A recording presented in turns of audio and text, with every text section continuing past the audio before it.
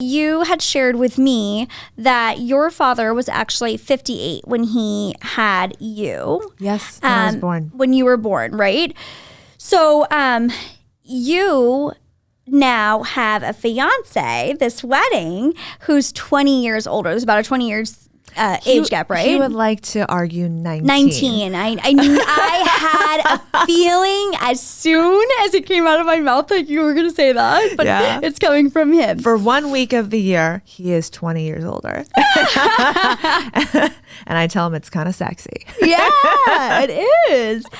But I'm curious, how did it at all, your father's age having you affect, impact, have any sort of weight on you ending up finding your soulmate and the love of your life with an older man? Right. No, I think that you could easily say it doesn't matter, because I know a lot. I know a lot of people who've had much older parents, older fathers, but I do specifically recall at dinner one time, Dad said to me, the man that you end up will be a minimum of 10 years older than you. And I was shocked. I think I was 16. I'm like, oh my God. Oh, so you were still super young when he said that. Yeah. I was like, that's insane. Yeah. Like, that feels like a lot. That means if I'm 16, he's 26. That's wild. And he goes, not really. He's like, well, by the time you're older, it won't feel that way. And I said, then why are you saying that my future partner is going to be 10 years older? And Dad said, because of the relationship you have with me. And I didn't understand it, but I think because it wasn't that he was 58 when he had me. I think it was the wisdom that he had. He grew up, was born into China, a man of the South, Nanjing, the former capital of China, that was raided by Japan. And, he went to 13 different schools in 12 years because of the war, went to school at night. And according, to my family, had PTSD from the bombings up until before I was born. Wow. And so I feel like he's lived 9 lives. Yeah, he's like a cat. Yeah, he lived in Manhattan during the Studio 54 days, partied there, had all these different careers, dated many women, exotic women, international women. Yeah, Dad dated, Miss Universe runner-up. Oh, movie stars. Damn, Dad must be a stud. He had an album of women that he dated. And they were like, I was just like, oh my God, they were gorgeous. No. And yeah, Dad was like a friend, a best friend. And we had an amazing equal relationship. We were best friends. Mm-hmm. And I just learned so much from him. And we talked so candidly from a very young age for me.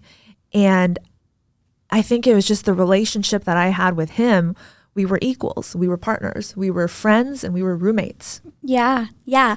Well, it's interesting because I do think in today's day and age, it's more in this modern environment, like it's more and more common that we're seeing age gaps. So I don't think it's necessarily groundbreaking or all that crazy, but I do think it's just pertinent to you in particular, knowing that was sort of your situation, to see if there was any influence there. I do think that I would have to say, like, that wisdom that you're talking about and the relationship that you had with him, it's almost like, because your dad was that much wiser and had that much more experience, like, you're not going to tolerate a guy who's immature and who, isn't ambitious, doesn't have his stuff together. I feel like you really want that. I would imagine, I don't want to put words in your mouth, but like, I imagine that really shaped you sort of defining the type of man that you wanted to be with and having different sort of priorities, because you had that experience with him and you kind of knew better. You learned before all of the rest of us. I wish Dad, I mean, I'm not trying to age him by any means, but I'm like, man, that would have been nice. Well, that's the thing. Like, I talked about it with my friends. I'm like, there's two types of daddy issues, right? Yes. There's one, like most of the time it's associated with this deficit, right? Like we missed something. We didn't have that dominant male figure. Yes. And I think in my history, in my world, it empowered me so aggressively that I was put first. I was so loved and nurtured by that relationship, that male relationship, that it was really hard for me to date, actually, because I always identified first as my father's daughter. And it was really hard to let go, to let loose, to be casual, as much as I loved to think that I would want to be. I wanted to be Samantha Jones from Sex and the City. That's like, I love her. Yeah. But never got there. Yeah. That's funny. I mean, I obviously was just making a little joke, but I totally relate. My dad is my very best friend in the whole entire world. He is my favorite human. I adore him. Yeah. And when you said that to me, like this daddy issues, I'm like, that's how I feel. And it's not the typical connotation or definition of the term. It's almost the opposite. Like I've been single for a very long time. I've never been one to like date around, sleep around. Like that's just not in me, because for me, like my daddy issues is he set the bar so high. Like I just don't want to taint. I just feel like I almost would be letting him down in like a weird it's an honor way, for me. Yeah. Yeah, absolutely. Yeah. I want to do him right. That's really cool. I like that you can put that positive spin on it. But I'm curious, you guys are getting married. Your fiance is, he has not been married or have kids prior. So this is a first marriage for the both of you. It is. And you are being 32, almost 33. Yeah. Is children something you want down the road? And do you think that your father's age will have any impact in that decision, knowing that Harrison is 51? Because you did share that unfortunately you lost your father in a couple of years ago, right? Actually, no, a while ago. A while ago? You were 15. I was 19. Okay, 19. Yeah. So it was a while ago. Yeah. Which, because I think, that he's had you later in his life, so to speak. So although you had such amazing, few years with him, 19 years with him, do you think about, well, I don't want my kids to then feel like, and God forbid, hopefully that wouldn't happen, right? Yeah. But is that like a reality you have to think about? Well, of course, I think we do, you know, because society, here we go again, puts the pressure that we have a clock, and we do, right? And stupid freaking clock. I know, stupid clock. Freaking hate that clock. Stupid clock. Stupid clock. But like, I think if you were to ask me if I wanted children when I was 21, I'd say, yeah. I would want the house with the picket fence, 2 kids, 1 boy, 1 girl. You know, I think, and I wonder, is that what society told me that I should do? Or is that because that's what I wanted?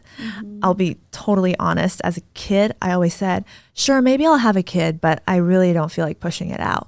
I don't need the 3rd degree tear, And so do I want kids?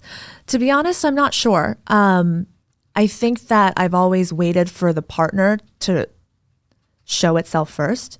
And now that the partner has, I think, we've talked about it, and he has some trauma in the family in the past. I think that held him back from wanting to do it potentially again. So in all transparency, and I asked Harrison if it was okay to talk about that, and he absolutely supported it. And basically when he was 15, his older brother had gotten in a really terrible car accident, and Ted was brain damaged. And of course, that turns the family upside down. And from age 16 until 50, Ted was in a chair. And Harrison really took on the mission of being Ted's guardian. And when the parents would pass, he would assume responsibility for Ted. And it really came down to, as Harrison says it, wiping my brother's ass. And I have huge respect for it. That is the ultimate love. And I can only imagine what he must have felt to think, I can't ever do this for someone again, or I can't put someone else in this position. But the amount of growth that I've seen my fiance go through has been so phenomenal. The way that he has, I think, discovered himself in the last 4 years since Ted's passing. And I think the path that we're on together has been an enormous adventure. And I'm really proud of the progress that he's made, that we've made, that I've made. And when it comes to kids, I'm really not sure. But it's an open conversation, and we both are open to talking about it. I think before it was an area of tension and an area of discomfort. There was a wall there, and that was really hard. But now that I think we're both a little bit more liberated, we know it's on the table. And we even said, once we get married in 5 years, we're going to go to a marriage counselor and assess where we are and see how we feel. Because for me, I still have time. And so I think it's important to remind ourselves, just because you pursue one path, it doesn't have to close doors. Yeah. You can always change paths. So much can happen in 1 year, 6 months. You don't have to define what the future holds in this moment. Yeah. I mean, we kind of joked about this when we were chit-chatting yesterday, but, I'm a huge believer in the saying that whenever you make plans, God and whoever your God is, the universe, whomever, laughs. Yeah. And it's so true, because we can work to create this entire list of things in this order that we want to achieve and what steps we're going to take. Yeah. But you just never know what's going to come at you, right? Or what position you're going to find yourself in. So it's really being able to adjust along the way too. And if things don't go exactly as you had intended, that doesn't mean it didn't work out. It doesn't mean it was a failure. It just means it was supposed to be another way, or there's more ways that you could have envisioned for yourself. I mean, how many times have people been like, well, I'm in this predicament because of, no fault of my own. Like it sort of happened, and I had no decision and no choice in the matter, but I wouldn't change it. I wouldn't want it any other way, right? Exactly. Like it's kind of just being open to that too, and just allowing whatever is to come. Listening to yourself. Yeah, absolutely. And then another thing that I think about when it comes to the children question is, with a career that is so demanding, do you think about the whole idea or concept of having it all, and whether or not that's attainable? Is it this pressure that we put on ourselves? Can we have it all? What does that even mean? What comes to mind for you when you think about, can I do, the job and the husband and the kids and the franchising and all this, I mean, when I think about the future, that's a huge question. When I think about the future, I don't think about the having it all. Yeah. For me, I think it's identifying, what does having it all mean to you, right? How does that embody in your life? And for me, it's having independence. It's having a good relationship. I believe, me and Harrison, we believe the quality of your life equals the quality of your relationships, and vice versa. So for me, having it all is rich relationships, good people, independence, and being able to make decisions that you feel solid and behind, that you can go to bed at night and look at yourself, knowing that it was the right thing to do, it was the humane thing to do, and that at the end of the day, you're being true. So I look less about, I think, what everybody usually says is having it all, whether it's the family, the car, the house, fuck that. Yeah. Sorry, I don't know if that's allowed to say. Absolutely. Fuck that, And it's perfect for that scenario. So it's encouraged. But yeah, I think it's having it all doesn't necessarily need to be how societal norm defines it. Yeah. It can be whatever you interpret it as. It's your life. This is not a dress rehearsal.